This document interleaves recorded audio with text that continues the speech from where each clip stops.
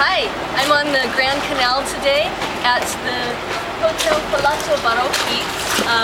It actually used to be the Teatro Sant'Angelo, and this was quite an important theater, at least in my opinion, because this was a place where Casanova was the manager of this theater way back in 1780.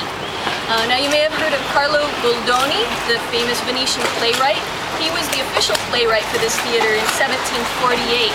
And there were some other important people here, like Luisa Vergale-Gozzi, worked here for a while managing and writing for this theater, as well as Elisabetta Camminartora. But today I'll tell you about Casanova for Quattro Minuti con Casanova. So Casanova was the manager here in 1780.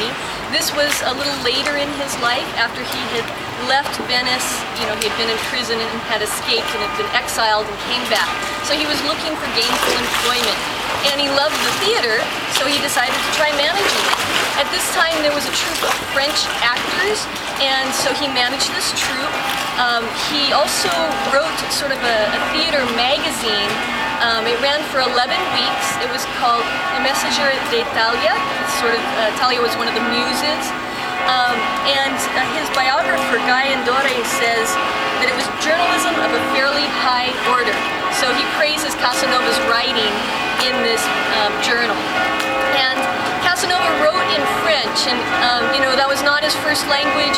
He spoke it fluently, but he never quite got the idioms, and some people made fun of his language, but he said about it, "French is not my tongue. I make no pretensions, and wrong or astray, I place on the paper what heaven sends from my pen." So he knew he was not perfect, but he wrote in French anyway, because he knew that that was the language of Europe as a whole, rather than just of Italy. And a few other things that I found, they say that Casanova was really kind of ahead of his time when he was the manager here. He did double playbills, in other words, two plays on the same bill, which others weren't really doing at this time. He did a lot of advertising and advance notification. Now to us nowadays that seems completely normal, like why wouldn't you do that? But for the time that wasn't really done, but Casanova initiated this.